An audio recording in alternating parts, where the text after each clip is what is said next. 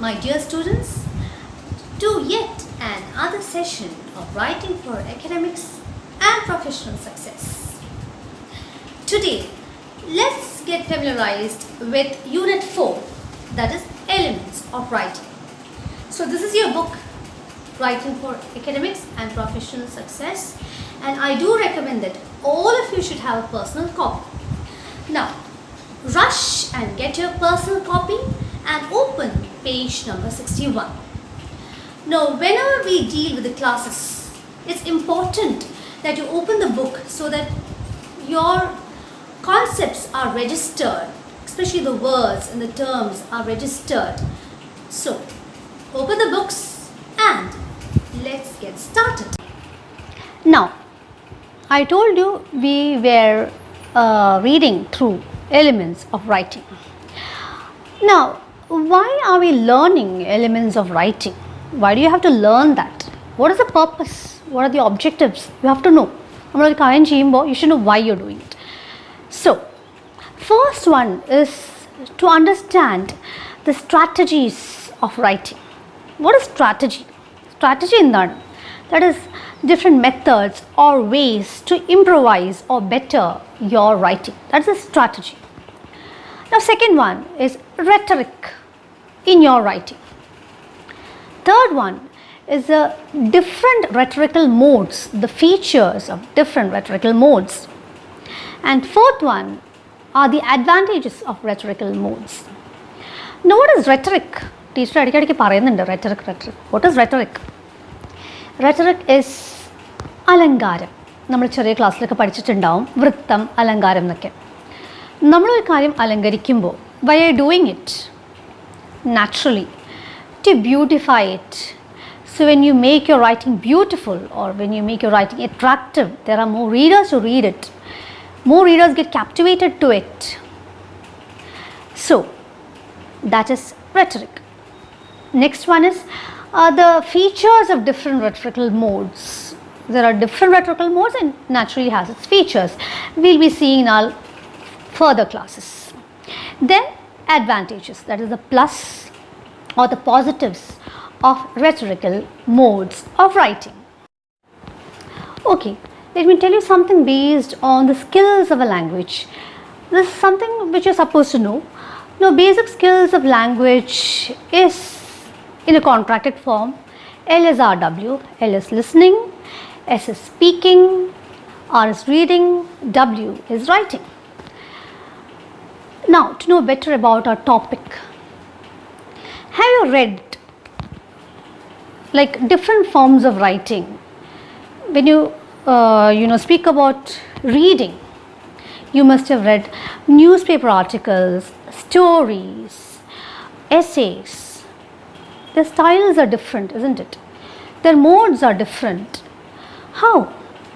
Stories are more entertaining, it's interesting, and it doesn't take much time to finish off the reading because short stories, if we talk about short stories, doesn't take much time, doesn't consume much of your time, it's interesting too. What about newspaper articles? It is more grave, it is serious, it is factual. The statistical data that they provide is factual. What about essays? To an extent, that is also factual. Essays, factual in the sense that though it may be factual, maybe the subjectivity of the writer is also added into it. Now, coming to writing, have you observed the different writing styles of different writers, authors? Like Chetan Bhagat is different from Bashir. Bashir and Chetan Bhagat is different from Kamala Das, from Meera, from the writer of Misha, Harish. All these writers, their styles are different. You should Google up each and every author that I told you and find out the kind of writing or the kind of writing styles they have adopted. Now, let me ask you one more thing about speeches. Have you listened to speeches, persuasive speech? What is a persuasive speech? Persuade, from the word persuade comes persuasive. What is persuade? persuade is forcing somebody. നമ്മൾ നിർബന്ധിക്കില്ല ഒരാളെ. But when the speech is so attractive or it is so riveting, നമ്മൾ അത് കേൾക്കാൻ നിർബന്ധിതരാകും. That is a persuasive speech. Speeches of Martin Luther King, Sukumar Arikot. Do Google up and see all this. Everything is available on our social media. Okay, now let us see how to prepare your academic paper. Now, what is an academic paper or an assignment? What is academics rather? Academics is anything related to education, scholastic, and your studies. So, പഠന സംബന്ധമായിട്ടുള്ള എല്ലാതും academicsൽ പെടും. So, how do you prepare an assignment or an academic paper? Let's see how. There are certain strategies that you have got to follow. First, you should understand the nature of your academic paper. Nature, that is the type or kind of your paper. Second one, the purpose. Why are you writing this academic paper? എന്തിനാണ് നമ്മൾ അത് ചെയ്യുന്നത്? The reason behind it. Then, third one, the length. How long your work is. That. Then comes the next stage comes developing the content. എന്തിനെ പറ്റിയാണ് നമ്മൾ എഴുതുന്നത്? The topic, the subject, the substance, the material, all that goes to that group of content. Then comes then we come to the fact that we have to follow the rhetorical modes. As I told you, rhetorical modes, alangaram ennu paranju, rhetorical modes are used to communicate effectively to the readers for effective communication. So the rhetorical modes, different rhetorical modes are persuasion, discussion, description, narration, argument.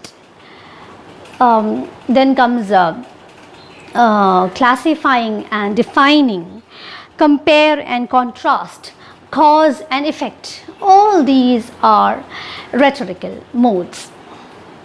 So you can adopt to any of this mode. Then comes then what I got to tell you is that narration and description are usually used for creative writing. That is creative writing, ninkariyam, fiction writing, or something we do as part of imaginary writing. But you can use in your academic paper also. കുഴപ്പമൊന്നുമില്ല അതുകൊണ്ട്. You can if you want to. Okay, now let us see how to prepare your academic paper.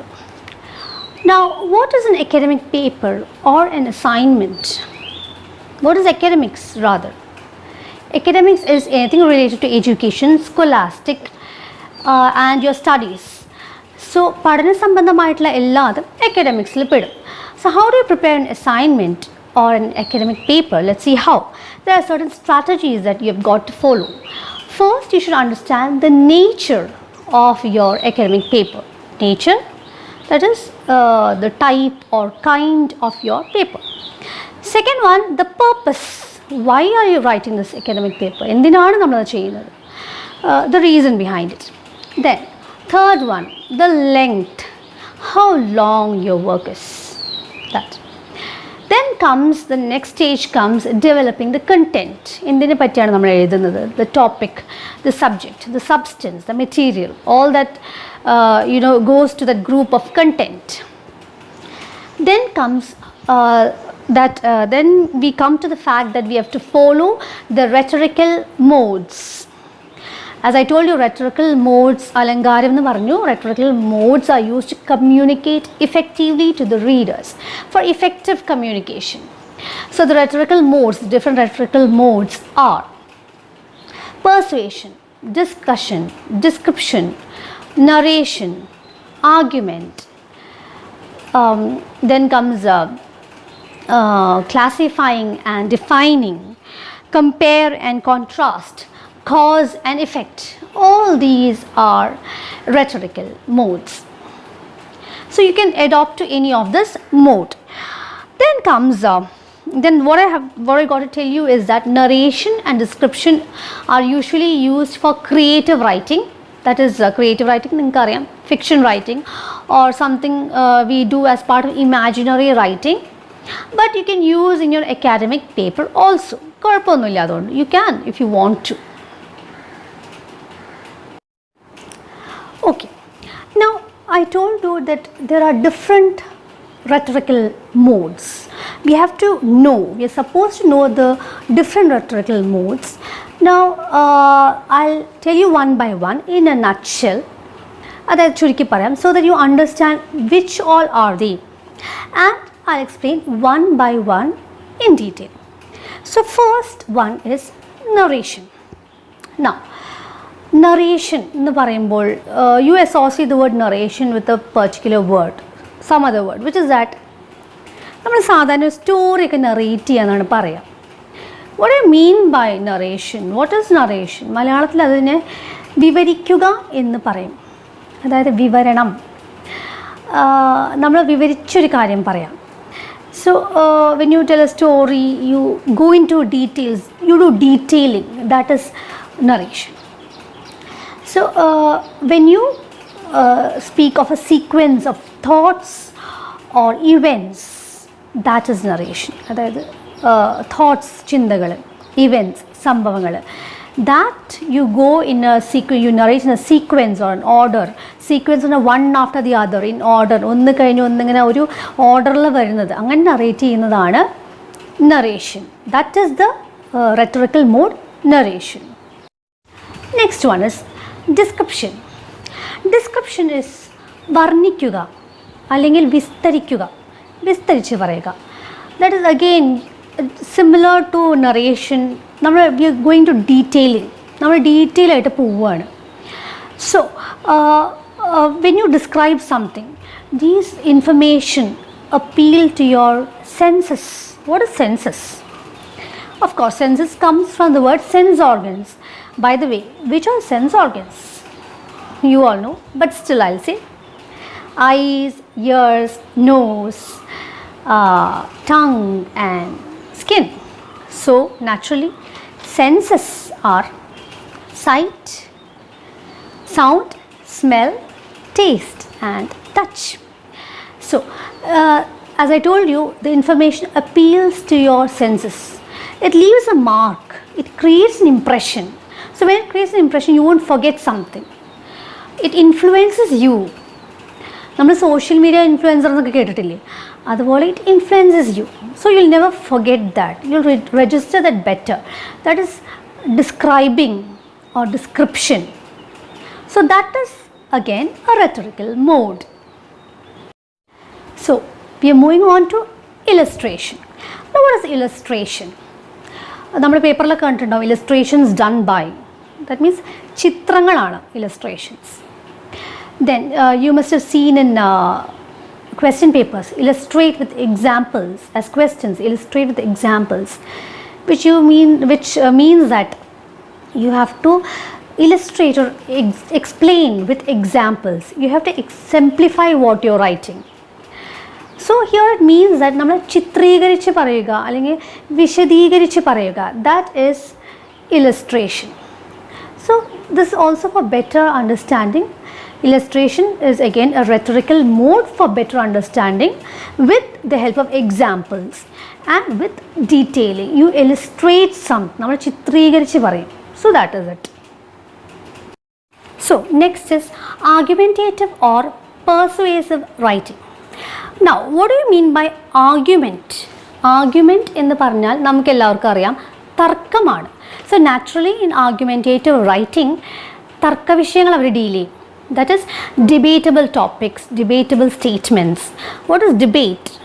Debate namukku ellarkum ariyam, you must have watched on television. That is, there will be a particular statement or a topic and there will be a number of people or candidates who stand for a topic and candidates or people who stand against a topic or a statement. There will be people supporting something and there will be people opposing that particular fact. That is debate.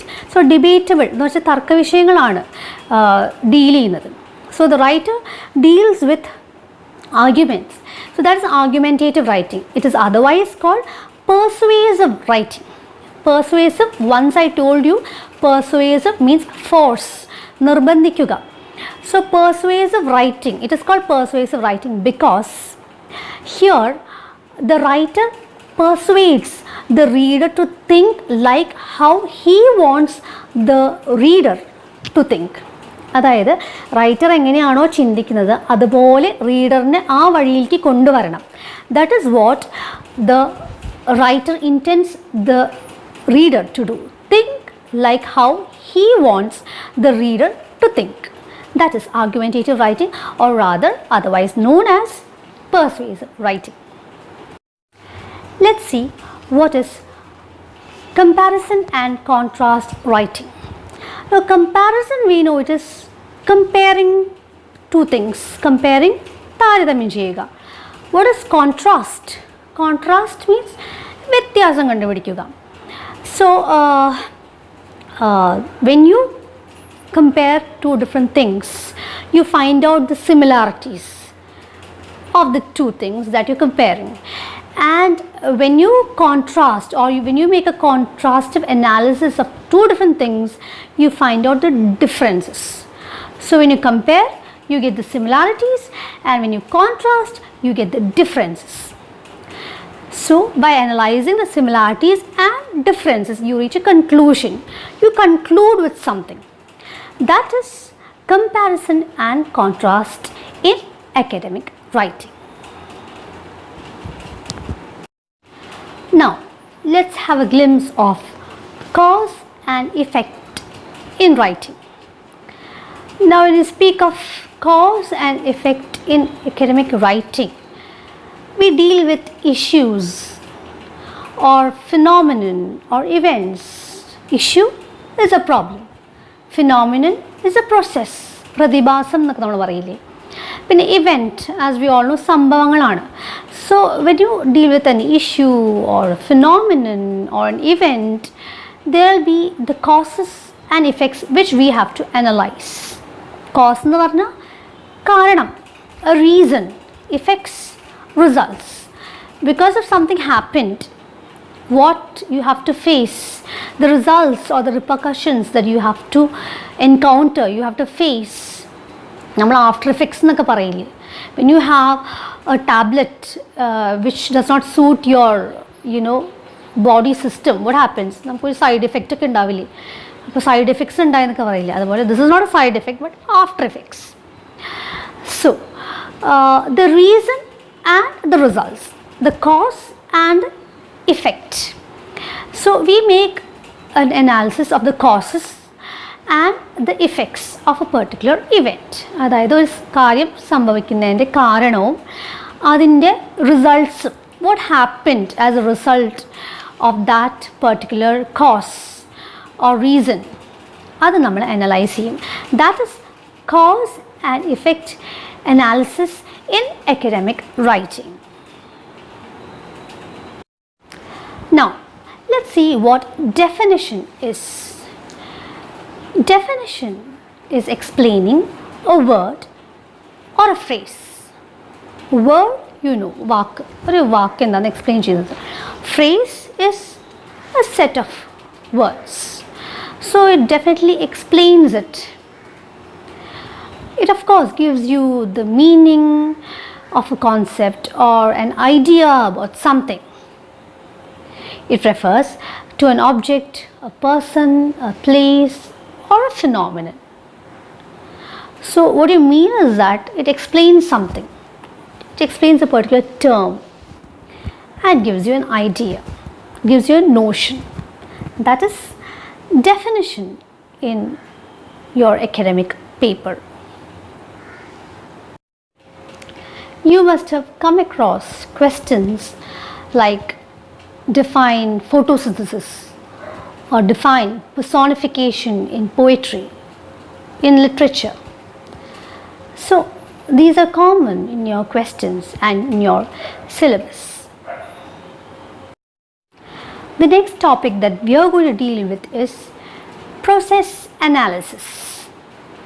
How to analyze a process. Now there are two kinds.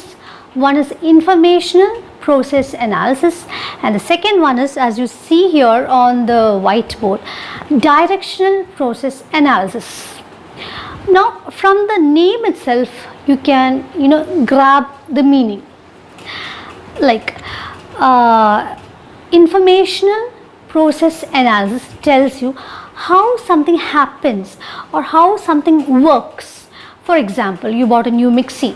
എങ്ങനെ അത് work ചെയ്യും, അതെങ്ങനെ നടക്കും, how can you work on it, gives you it gives you information brochure will be there will be a user manual, so it informs you how something happens or how something works. For example, how a volcano erupts, എങ്ങനെയാണ് ഒരു volcano eruption നടക്കുന്നത്, or how do you refine an oil, നമ്മൾ എങ്ങനെ ഒരു എണ്ണ refine ചെയ്തെടുക്കുന്നു. So how something happens or how something works is informed to you. That is information process analysis. You're informed about how something happens or how something works. Now the second one, it is directional process analysis. That is, it is giving you directions how to do something. എങ്ങനെ ഒരു കാര്യം ചെയ്യാം, how to do something. You're being directed to do something. For example, you don't know how to cook a biryani. അപ്പം നിങ്ങളൊരു പണ്ട് കാലത്താണെങ്കിൽ നമ്മളൊരു cookery book വാങ്ങിക്കും, നമ്മുടെ വീട്ടിലെ ലൈബ്രറിയിൽ സ്റ്റോക്ക് വയ്ക്കും, and you open the book and keep it open and see how to cook something which you don't know. ഇപ്പോഴാണ് യൂട്യൂബ് ചാനൽസ് ഉണ്ട് നമുക്ക് പറഞ്ഞു തരാൻ, നമുക്ക് ഡയറക്റ്റ് ചെയ്യാൻ, നമുക്ക് ഡയറക്ഷൻസ് തരാൻ യൂട്യൂബ് ചാനൽസ് ഉണ്ട്. How to cook a biryani or how to assemble a computer. YouTube വേണ്ട, ഗൂഗിൾ സെർച്ച് ചെയ്യാം, ക്രോം നോക്കാം, you do all that. So how to assemble a computer, or how to do something, for example how to repair a watch on your own if it gets damaged. So that is directional process analysis. So the first one, information process analysis, gives you information about how something happens or how something works. But the second one, directional process analysis, gives you directions. It directs you to do something, how to do something, എങ്ങനെയാണ് ഒരു കാര്യം ചെയ്യുക. That is directional process analysis. Got it? Last but not the least, we come to the final section of our topics of discussion, that is elements of writing. And the final section that we are going to deal with is classification and division. Now, what is the purpose of classification and division? You put something into classes or groups or categories or divisions, that is classification or rather division. What is the purpose of classification and division? That is, you break a broad subject or a broad topic into small groups, again for better understanding, based on similarities and differences. Now when you use this classification and division academic writing, you take into consideration, or you consider people, things, ideas, and you categorize them. You put them in categories. For example, when you study literature, there are different genres or different classes or classifications like poems, short stories, essays, novels are there. Those are different genres. Now we again subdivide poems into elegies, lyrics, sonnets. Now when you put something like a group of people or things or concepts into a class or a division, they may have a common feature, they'll have something in common. So based on that we put them in categories or we categorize them. So here we come to the final section of elements of writing. Hope you have watched the video from the beginning till the end, and you should do that. And children, I would like to say you something. Stay safe, take care, follow the COVID protocol, and bye for now. Thank you.